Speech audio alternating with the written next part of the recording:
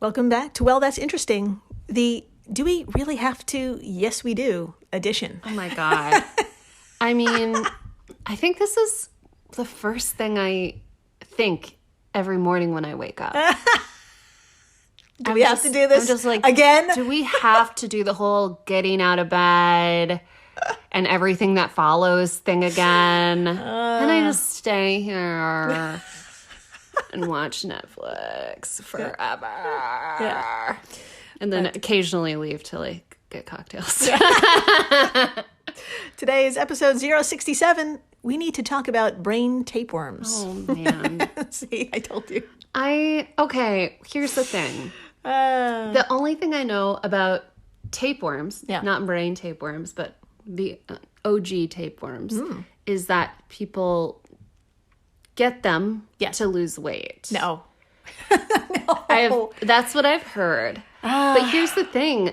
Of all the places, like, the one place I don't want to lose weight is actually my brain. No, that's not. You don't want that. I want her to be as juicy and amazing and voluptuous. big, hydrated. Yeah. Oh, that's good. That's a good one. Everything. Yeah.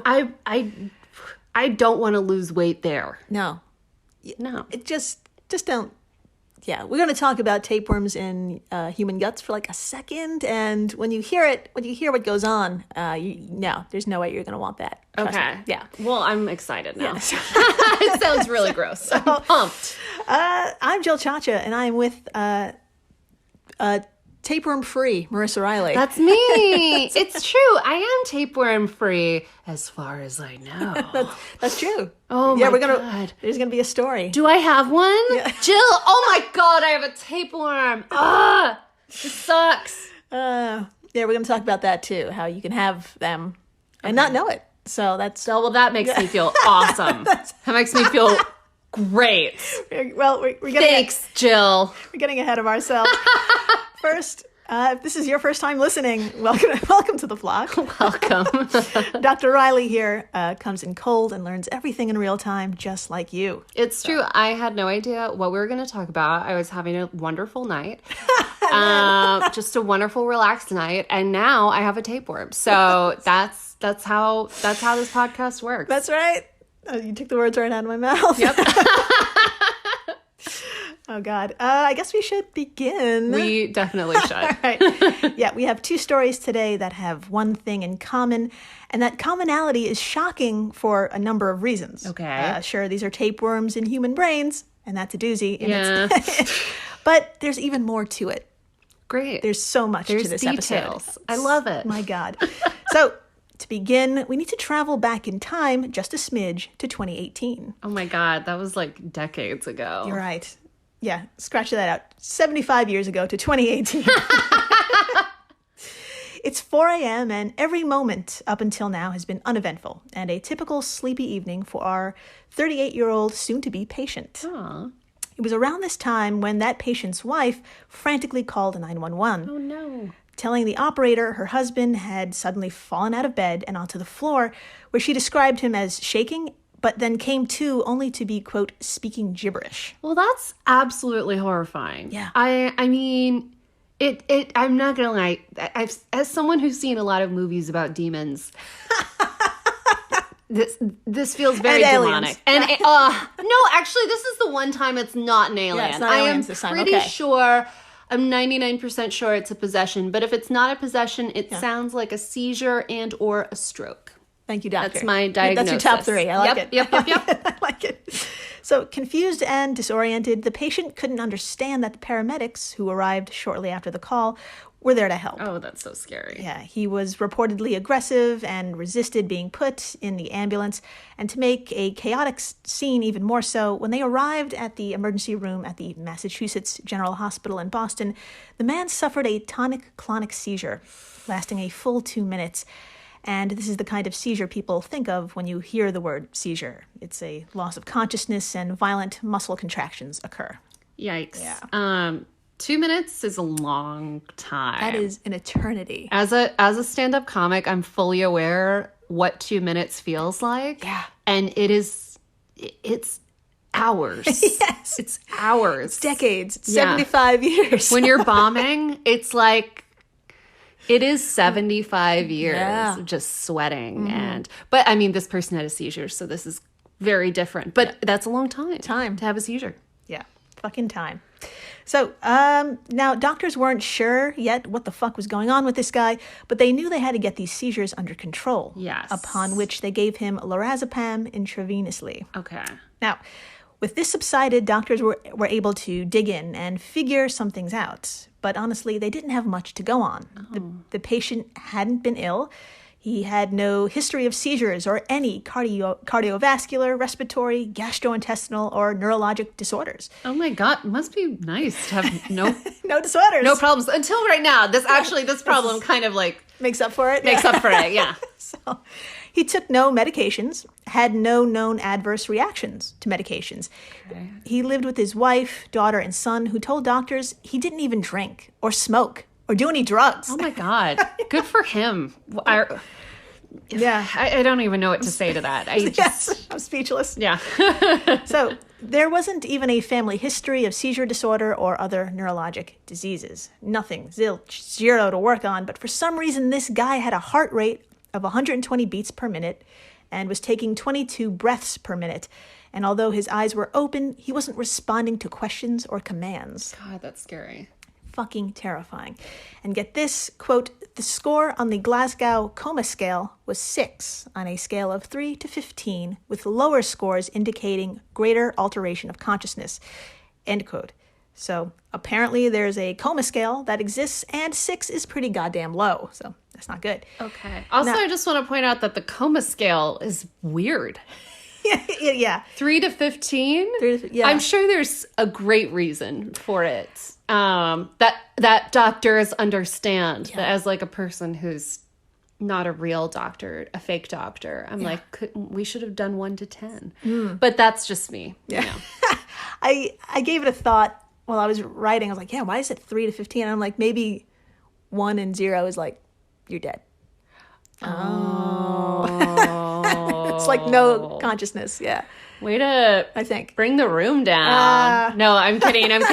But that actually makes sense. Yeah. That totally makes sense. I didn't look into it. I just saw that quote and I'm like, I got to use this quote. Glasgow.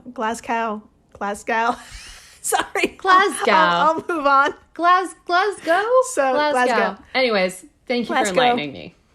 Well, my apologies to that beautiful city. Anyway, by the way, that quote was from the case study published early November of this year in the New England Journal of Medicine. So his medical history doesn't help, and his body is still in bad shape. The seizures, though, suggest there may be an issue with his head. Yeah, that makes sense. Yeah, so it's time to take a look at his brain. Ooh, what do you say? I love looking at a brain. All right, Dr. Marissa, I'd like to show you a CT scan that was performed.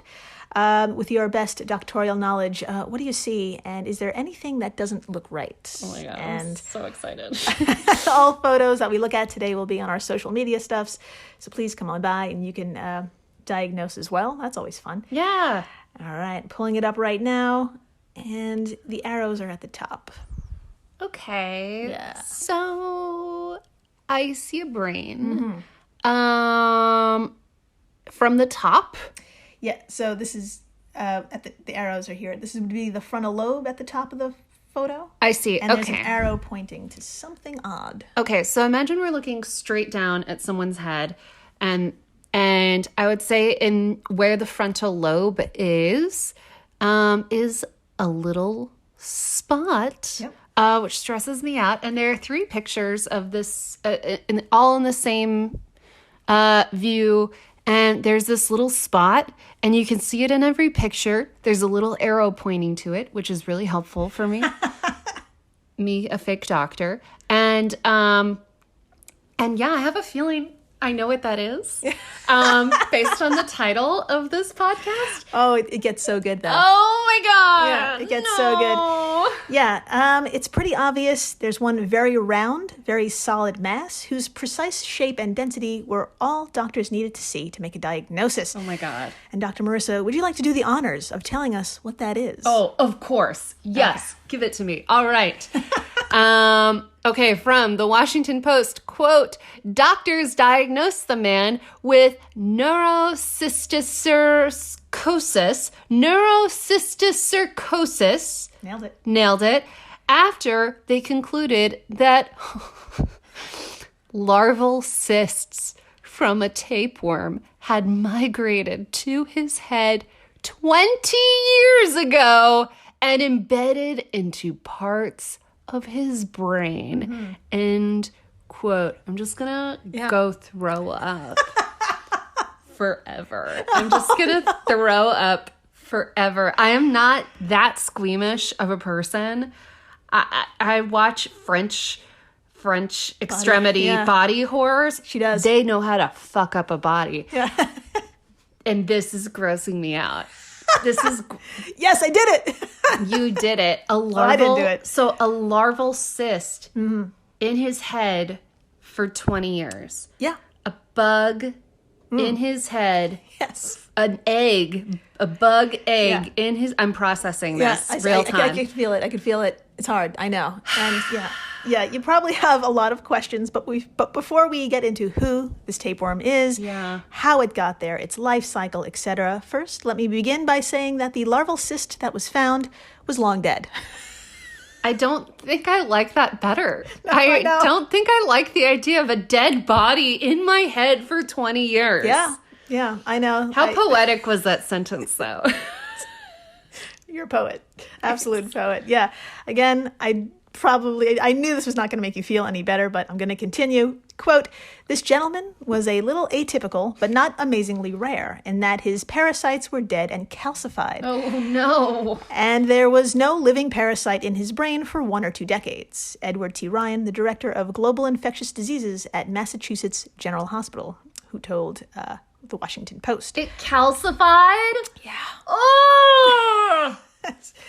Continuing with the quote, the infection was long gone, but parts of his brain were scarred. Great. And that scarred area was leading to the seizures, end quote. Oh my God. This is like a perfect storm of just terrible things. Yeah. This is like, there's a bug in your head, and it's dead, and it's been there for 20 years, and now it's turning into a little rock.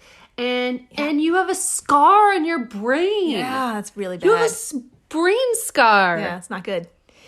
Yeah, so a baby tapeworm died in his brain. Yep, those are words we just said. Calcified, caused scarring, and here we are today. Oh my God. So, who is it? My friends, this was a species of pork tapeworm. Oh, Jesus. Called Taenia solium. Okay. And like its name suggests, this worm was clever enough to figure out humans really like to eat pork and evolved a way to use pig bodies and our bodies to complete its life cycle. Okay, so I eat a lot of pork. Yeah. So I feel great right now. I just feel on top of the world. Don't worry, we're going to talk about ways to ease your mind about this pork tapeworm. Okay. So, yeah. Okay. It's going to be okay. Everybody breathe.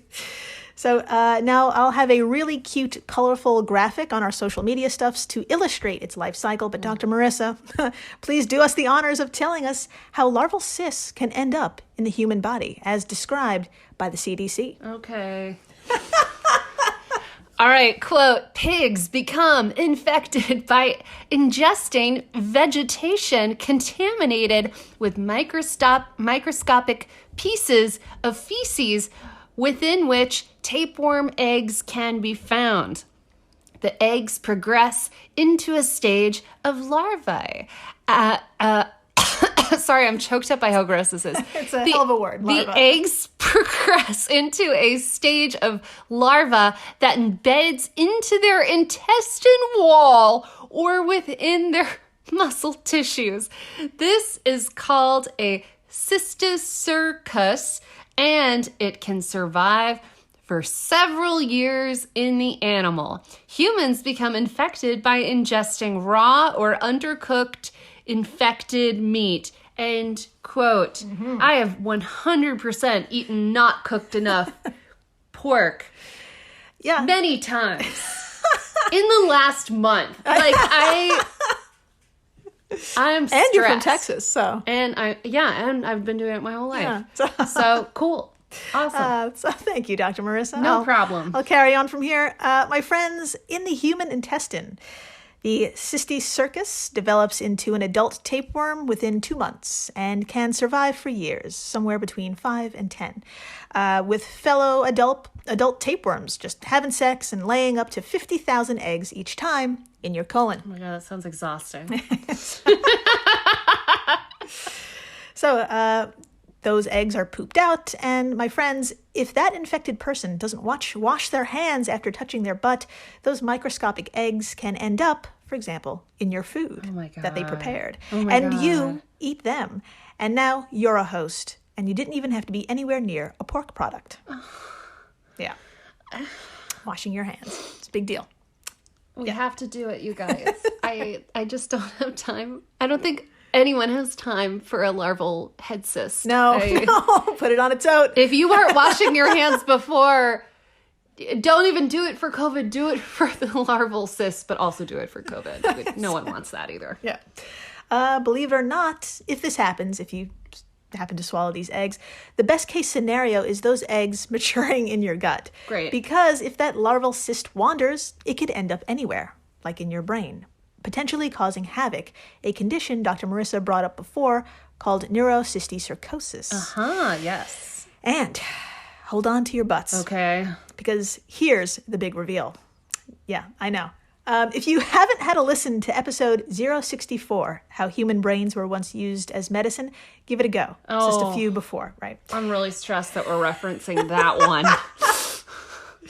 Now, you'll get to a part where we talk about how 50% of folks who are diagnosed with seizure disorder have no idea what the cause is. Okay? Absolutely, yes. Yeah.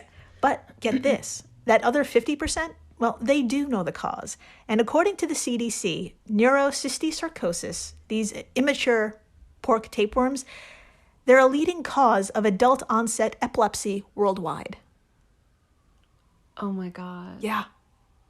Can you fucking believe that?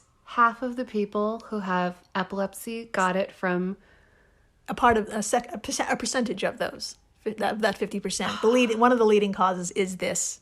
Oh my fucking God. Tapeworm that ended up in their head.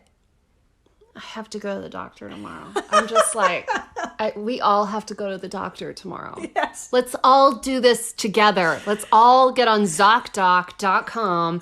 This is not an advertisement, but they feel free to pay us. Sure. We give them lots of reasons. We give people lots of reasons to go to the doctor. That's true. And yeah. What a fucking reveal. What a reveal. Yeah. Oh, wow. So, Jill, you really outdid yourself. There's about 1,000 new hospitalizations for neurocysticercosis in the United States each year. And those hospitalizations sometimes those hospitalizations occur 5 to 10 years after the wandering parasites die in a place where the body can't get rid of them. The bodies can cause inflammation, leading to symptoms such as headaches or seizures. Oh my God. So I have had a headache for like the last 7 years. Do you think it's this? Sure. Okay. Well, now I figured it out. Great. Continue. So speaking of which, this dude, our patient, it's hard to narrow down when the larva embedded into his brain, but the leading theory is that 20 years ago, he lived in a rugged, rural part of Guatemala before coming to the United States. Quote, parasite-related illnesses are endemic in the area of Guatemala where he lived, the case study said. So it's possible he got it then. Okay. That makes sense. Yeah. So I'm super stoked to report doctors have been following up with the patient since 2018. The swelling around the largest lesion in his brain had gone down, and he hasn't had any seizures while on medication. That's amazing. Yeah. That is amazing. Good for him. Yeah. I'm really happy about that. Super great. And also super great, after the break, one more story. Okay. And heads up, folks, you don't have to wait for the parasite to die in your brain to have problems. Oh, fun. So, an epic story of survival and grossiness coming up. Good times. Stay tuned. Please do. When Johann Rall received the letter on Christmas Day 1776, he put it away to read later. Maybe he thought it was a season's greeting and wanted to save it for the fireside. But what it actually was a warning, delivered to the Hessian colonel, letting him know that General George Washington was crossing the Delaware and would soon attack his forces. The next day, when Rahl lost the Battle of Trenton and died from 2 colonial Boxing Day musket balls, the letter was found, unopened, in his vest pocket. As someone with 15,000 unread emails in his inbox, I feel like there's a lesson there. Oh well, this is The Constant, a history of getting things wrong. I'm Mark Chrysler. Every episode, we look at the bad ideas, mistakes, and accidents that misshaped our world. Find us at constantpodcast.com or wherever you get your podcasts.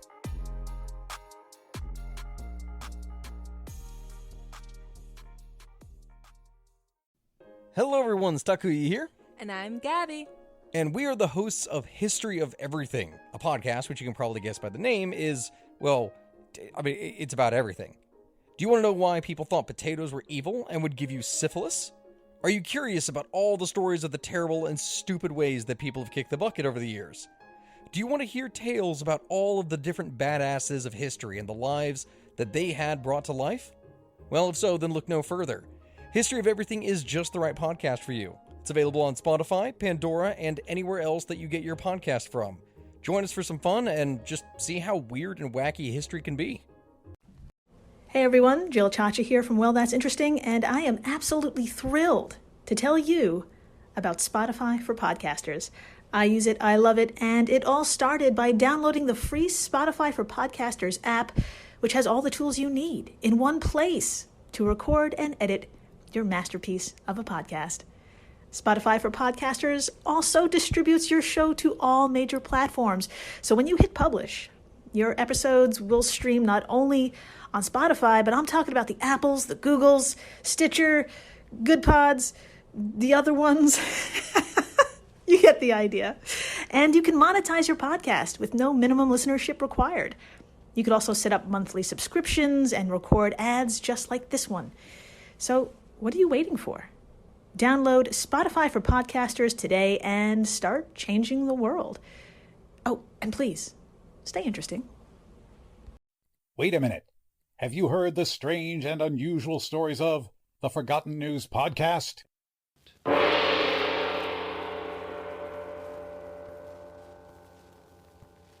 Hello, everyone. This is Jim. This is Kit Karen. We host the Forgotten News podcast.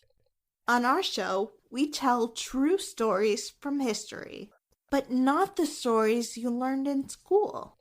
We tell stories that are obscure, mysterious, weird, wild.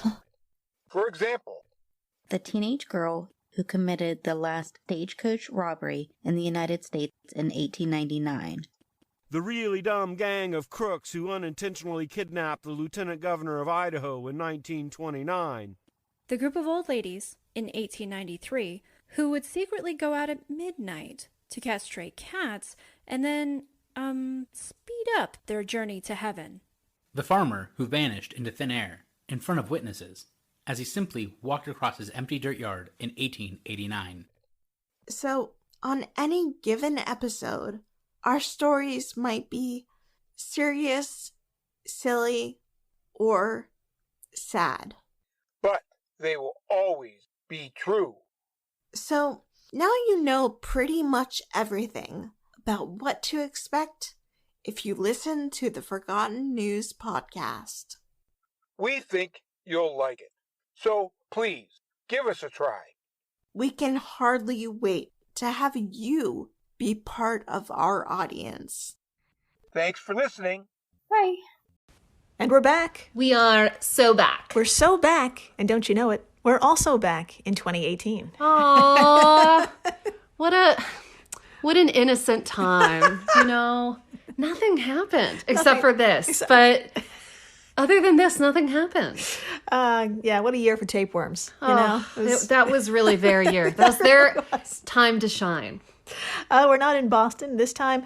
We're actually in the state of New York. Yeah, specifically Middleton, New York. Okay, I've never heard of it. Where is that? Good question. Well, everyone, please imagine New York City. Okay. Point to it, and please move your finger up about an inch and a little to the left, and here we are at the home of Rachel Palma. Ah, hello. Hello, Rachel. Now, with the start of 2018 came the start of some disturbing symptoms. Always fun. Yeah. According to the Today Show, quote, she was having hallucinations, insomnia, and horrific nightmares. Her right hand would suddenly give way, and she'd drop things. Oh, my God. Yeah, she was having trouble finding the right words and made alarming phone calls to her family that she didn't remember. Oh, my God. Rachel. Yeah. I'm sorry. Yeah. Rachel went on to tell Health.com, quote, I would not know where I was at times. I was in and out. I couldn't find the words to communicate. I showed up at work without my uniform, and I've been there for 5 years. But 2 hours later, everything would be fine.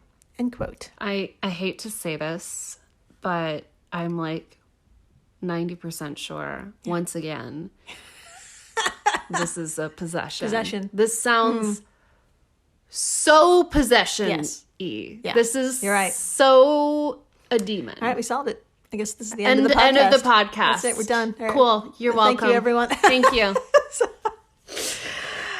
So, like most Americans choosing between healthcare and bankruptcy, she...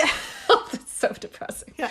She ignored her symptoms, which were screaming, this is a neurological problem. Yes. It wasn't until 8 months after the first of these symptoms, Rachel made the 2-hour drive to Manhattan, where she had a consultation at Mount Sinai Medical Center. Oh my God, we really need to fix healthcare at some point. Somebody put that on a list, okay? Yes, yeah. Put it on a list, put it at the top. That's right, move the old tire problem to the side. Oh my God, old tire problem, I can't believe it. But yes, we need to work on healthcare so Rachel doesn't have to live missing chunks of her life and dropping stuff? That sounds horrifying. Yeah, dropping stuff. Jeez. Sorry. Okay. Dr. Marissa, from today.com, please tell us what tests were performed and what were the initial results. I would love to talk about it. All right, quote, finally, an MRI scan of her head caught doctors' attention. It showed a lesion on the left side of her brain, roughly the size of a marble. Oh my God. The left side of her brain the left side of the brain in right-handed people controls language and executive function, said Dr. Jonathan Rasuli, chief neurosurgery resident at the Icahn School of Medicine at Mount Sinai in New York City, who was a part of the team that treated Palma. Her lesion was located next to the area of the brain that controls speech. Great. And it lit up brightly when the MRI was done with contrast, suggesting a malignant brain tumor, Rasuli added. Fuck. Doctors counseled Palma that she was potentially facing a cancer that required surgery, chemotherapy, and radiation. End quote. Rachel. I know. This is terrible. Oh. It's really... Yeah, what's that? But... Yeah. Based on what we've been talking about today. Keep that in the back of your mind. I have a feeling... Or the front of your mind, on the left side, where that controls speech. Yes. Okay. Okay. Tell me more. Okay. Tell me more. Yeah. This is the shittiest diagnosis, though. Yeah. But luckily, with the support of her husband and medical team, Rachel soldiered on and went into surgery shortly thereafter. Okay. The doctor performing the surgery was Dr. Raj Srivastava, Dr. Raj, and it wasn't his first brain rodeo. I love that. Brain rodeo. Put that on a tote. We have so many totes. So many.